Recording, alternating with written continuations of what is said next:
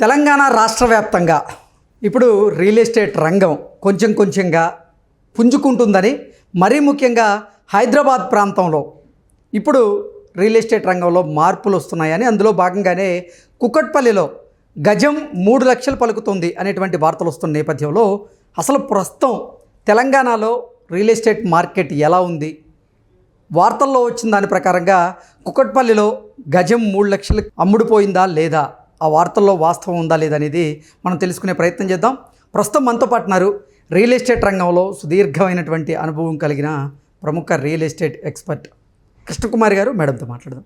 Madam నమస్తే. Madam, తెలంగాణలో కాంగ్రెస్ ప్రభుత్వం, కాంగ్రెస్ పాలన ప్రారంభమైన తర్వాత రియల్ ఎస్టేట్ రంగం కుదేలైంది అనేటువంటి ప్రచారం పెద్ద ఎత్తున జరిగింది. అయితే ఇప్పుడిప్పుడే తెలంగాణలో రియల్ ఎస్టేట్ రంగం పుంజుకుంటుంది అనేటువంటి వార్తలు కూడా చూస్తున్నాం. అందులో భాగంగానే హైదరాబాద్లో ఉన్నటువంటి కుకట్పల్లి ఏరియాలో గజం 3 లక్షల వరకు ధర పలికింది అనేటువంటి వార్తలు వస్తూ ఉన్నాయి. ఏంటి మేడం, రియల్ ఎస్టేట్ పరిస్థితి ఎలా ఉంది ప్రస్తుతం తెలంగాణలో అంటే ఏం చెప్తారు? అంటే రియల్ ఎస్టేట్లో ఒడిదుడుకులు వచ్చినప్పటికీ రియల్ ఎస్టేట్ ఎప్పటికీ పడిపోదు. దానికి ఒకటే కారణం,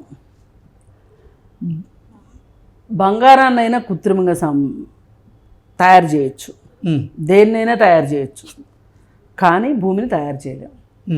కాబట్టి ఎప్పుడైనా సప్లై తక్కువ ఉండి డిమాండ్ ఎక్కువ ఉన్నప్పుడు అది మార్కెట్ సూత్రం, మీరు నేను చెప్పేది కాదు, దానికి డిమాండ్ ఉంటుంది. రాను రాను రాను మనుషులు పెరుగుతున్నారు. మనిషి ఉన్నాడు అంటే మనిషికి ఒక జాగా కావాలి. ఈ ప్రాసెస్లో రియల్ ఎస్టేట్ ఎప్పటికీ ఇది ఒక పాతబడని వ్యవహారం, ఓకే, డ్యూరబిలిటీ ఉన్న వ్యవహారం. ఓకే, మరి భూమి ఎప్పుడు సెకండ్ హ్యాండ్ది కాదంటారు. అదే మరి ఈ ఈ ఈ పరిస్థితుల్లో అప్పుడప్పుడు మనకి వెలుగు నీడలు ఎట్లాగో, చీకటి వెలుగులు ఎట్లాగో, అమావాస్య పౌర్ణమి ఎట్లాగో, గ్రహణాలు అయితే ఎలా ఉంటాయో, ఇప్పుడు సంపూర్ణ సూర్యగ్రహణం వస్తే ఏమీ కనిపించదు. ఒక రకంగా ఈ సంవత్సర కాలంగా ఒక సంపూర్ణ సూర్యగ్రహణాన్ని చూసినట్టే లెక్క తెలంగాణ ప్రజలు. అయితే మనం అయినంత మాత్రాన ఈ రియల్ ఎస్టేట్ పని అయిపోయింది అది ఇదని అనుకోవటం అనవసరం. కాకపోతే రియల్ ఎస్టేట్ కూడా గడ్డు పరిస్థితులు ఎదుర్కోవడానికి కారణాలు ఏంటి అంటే, దానికి రాజకీయ కారణాలు ఉంటాయి, ఆర్థిక కారణాలు ఉంటాయి, అలాగే ప్రపంచవ్యాప్తంగా వస్తున్న మార్పులు ఉంటాయి. ఇట్లాంటి పరిస్థితులు ఉన్నప్పుడు కొంచెం రియల్ ఎస్టేటు లావాదేవీలు తగ్గుతాయి. రేట్లు పడిపోవడం పూర్తిగా అసలు ఇంకేముంది అంతా అయిపోయింది అని అనుకోనేది ఉండదు. ఇప్పుడు ఎవరైనా ఒకళ్ళు వచ్చి ఆల్ ఆఫ్ ఏ సడను పాలు పైదాకా ఉంటాయి పొంగినప్పుడు, అది చూసేసి పక్కకి వెళ్ళిపోయారు. పక్కకి వెళ్ళిపోతాయి అనుకుంటారు, గిన్నె నిండా పాలు ఉన్నాయి అనుకుంటారు. ఒక 10 నిమిషాల తర్వాత వచ్చారు, పాల పొంగు లోపలికి వెళ్ళిపోయింది. వాస్తవంగా పాలు ఎంత ఉన్నాయో అంతే ఉన్నాయి గిన్నెలో. ఈ లోపల పాలు ఎవరో దొంగతనం చేశారనుకుంటే ఎట్లా? రియల్ ఎస్టేట్ కూడా ఏంటంటే ఒక్కొక్కసారి పాల పొంగులాగా వస్తుంది, క్రియేట్ చేస్తారు. రాజకీయ నాయకులు కావచ్చు, వ్యాపారస్తులు కావచ్చు, వీళ్ళు క్రియేట్ చేస్తారు. అలా క్రియేట్ చేసి అది న్యాచురల్ కరెక్షన్ జరగగానే, మార్కెట్ కరెక్షన్ జరగగానే ఇంకేముంది రేట్లు పడిపోయినాయి అంటారు. కానీ రియల్ ఎస్టేట్లో రేట్లు బాగా పెరిగినాయి అన్నా బాగా పడిపోయినాయి అనేది ఎక్కడా ఉండదు. అది కూడా కాకుండా ఇప్పుడు బంగారం ఉంది, దానికి ఒక స్టాండర్డ్ ప్రైస్ ఉంది. 24 క్యారెట్స్ బంగారం ఇంత రేటు. ప్రపంచంలో ఎక్కడైనా ఆ దేశ కరెన్సీ ప్రకారం బంగారం స్టాండర్డ్ రేట్ అదే ఉంటుంది. ఇప్పుడు మన భారతదేశం మొత్తంలో కొన్ని మార్కెట్లో కొంచెం వేరియేషన్ ఉంటుంది తప్పితే, అంటే బాంబే మార్కెట్ డిఫరెంట్గా ఉంటుంది, మెడ్రాస్ మార్కెట్ డిఫరెంట్గా ఉంటుంది, ఎందుకు నెల్లూరు మార్కెట్ డిఫరెంట్గా ఉంటుంది, విజయవాడ మార్కెట్ డిఫరెంట్గా ఉంటుంది. ఎంత డిఫరెన్స్ ఉంటుంది? గ్రాముకు ఒక 3-4 వేలు తేడా ఏమి ఉండదు, కొంచెం డిఫరెన్స్, 10-20 రూపాయలు అంతే, 10-20 రూపాయలు తేడా ఉంటుంది. అయితే అందుకని అదే భూమి అనుకోండి, భూమికి అట్లా స్టాండర్డ్ ప్రైస్ ఎక్కడన్నా ఉందా? లేదు, ప్రాంతాన్ని బట్టి పెరిగిద్ది. ప్రాంతాన్ని బట్టి పెరగడమే కాదు, ఒకే ప్రాంతంలో ఒకే లేఅవుట్లో ఒక ఆయనకు అర్జెంటుగా డబ్బులు అవసరమైనవి, ఆయన రేట్ తక్కువకైనా ఇచ్చేసుకుంటాడు.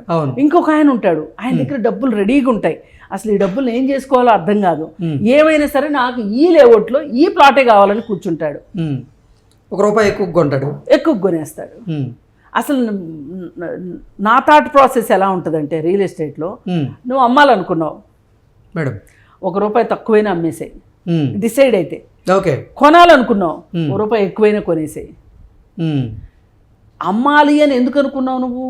అవసరానికి. అవసరం ఉంది ఒకటి, నీకు ఇంకేదో ఇన్వెస్ట్మెంట్ ఉంది, రకరకాల రీజన్స్ ఉన్నాయి. అలాంటప్పుడు వచ్చిందే బేరం అన్నట్టు అమ్మేయాలి. నువ్వు కొనాలనుకుంటున్నప్పుడు నీకేముంటుంది, అక్కడ ఇల్లు కట్టుకోవాలనుకుంటావో, పిల్లలకి ఇచ్చుకోవాలనుకుంటావో, రేటు పెరిగిద్ది అనుకుంటావో, మరి నీ దగ్గర డబ్బులు ఏం చేసుకోవాలో తెలియక, ఇంకెక్కడ ఇన్వెస్ట్ చేయాలో తెలియక కొనాలనుకుంటావు. అలాంటప్పుడు పెట్టేయాలి ₹1. ఈ కాన్సెప్ట్లో ఉంటే, అంటే ఏటుకు ఏటు పాటుకు పాటు అన్నట్లు ఉంటే గనక వాళ్ళు బిజినెస్లో ఫ్లరిష్ అవుతారు. వ్యక్తిగతంగానైనా వ్యాపారస్తులైనా సరే. అసలు కొంతమంది ఉంటారు, నేను చూశాను ఒకళ్ళని, 25,000 వచ్చింది ప్లాట్కి ఖరీదు, దానికి 24,500కి ఒక అతను తీసుకోవడానికి రెడీ అయ్యి వచ్చాడు. వస్తే లేదు నేను 25 అనుకున్నా, 25,000 రావాల్సిందే అన్నాడు. ఆ తర్వాత కొన్ని వరల్డ్ వైడ్గా సంక్షోభాలు వచ్చి ఆ తర్వాత ఆ ప్లాట్ని 12,000కి అమ్మాల్సి వచ్చింది. ఆవేళ రియల్ ఎస్టేట్లో కూడా ఒక లాటరీ ఉంటుంది. లాటరీ టికెట్ తగిలినట్టు బేరం వస్తుంది ఒక్కొక్కసారి. ఓకే, వచ్చినప్పుడు ముద్దు వచ్చినప్పుడు సంకెక్కించుకోవాలంటారే, అలా అనమాట. అయితే ఇప్పుడు ఈ కుక్కట్పల్లి దగ్గరకు వద్దాం మనం. ఇప్పుడు ఈ కుక్కట్పల్లి దగ్గర 3 లక్షలు పోయిందని మీరు చెప్తున్నారు, గజం. అయితే ఈ 3 లక్షలు పోవటానికి రీజన్ ఏంటి అంటే, మేడం ఇప్పుడు ఇందాక నేను చెప్పిన రీజన్స్ ఉన్నాయి చూసారా, ఇవన్నీ ఇక్కడ కనుక మనం కంపేర్ చేసి చూస్తే ఈ 3 లక్షల రేటుకి జస్టిఫికేషన్ కనిపిస్తుంది మనకి. ఏంటి అప్లికబుల్ అవుతాయి ఖచ్చితంగా. ఏంటి అంటే, ఇవాళ అసలు రియల్ ఎస్టేట్లో పెట్టాలా వద్దా, లేదు బంగారంలో పెట్టాలా, షేర్ మార్కెట్లో పెట్టాలా, లేదు ఎవరికన్నా అప్పు ఇవ్వాలా, ఇలా రకరకాల ఆలోచనల్లో డబ్బులు ఉన్న వాళ్ళు ఆలోచిస్తూ ఉంటారు. ఏదైనా వ్యాపారం చేద్దామా, ఇవన్నీ ఆలోచించి ఇప్పుడు ఒక సంవత్సరం దగ్గర గవర్నమెంట్ మారి కరెక్ట్గా సంవత్సరంన్నర అయింది. ఇంకిప్పుడు కూడా ఇన్వెస్ట్ చేసుకోకపోతే రేపు మళ్ళా ఎలక్షన్స్ వచ్చేలోపు మనం మళ్ళీ చెయ్యి మార్చుకోవాలి అన్నా, లేదు ఏదైనా బిజినెస్ స్టార్ట్ చేసుకోవాలి అన్నా, మన దగ్గర ఉన్న డబ్బుల్ని భూమి మీద పెట్టాలి అంటే కూడా ఇది ఇంకా ఈ మంచి టైము అనుకునే పరిస్థితి వచ్చింది.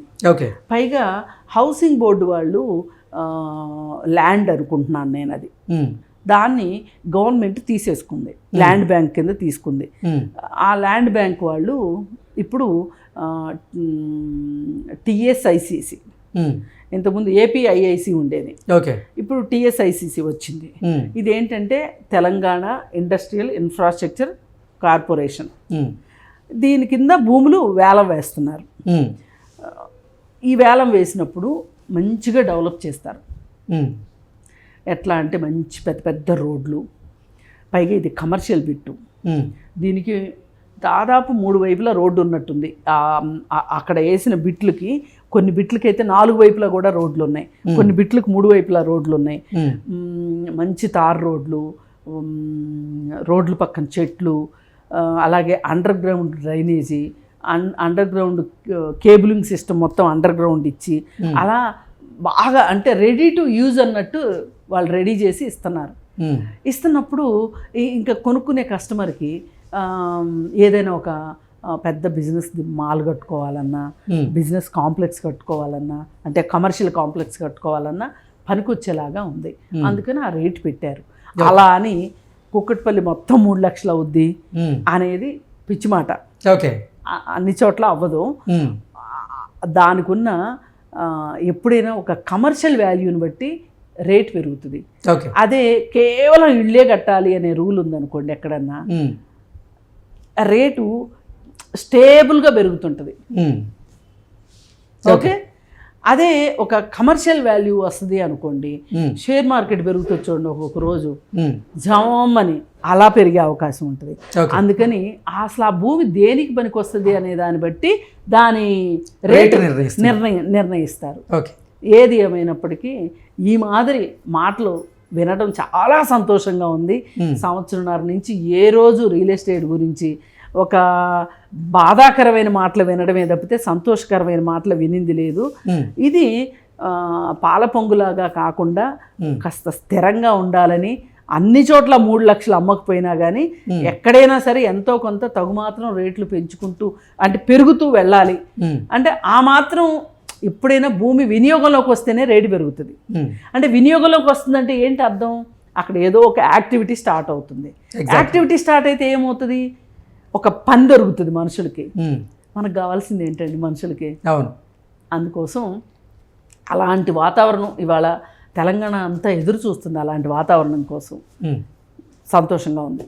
Okay madam, thank you.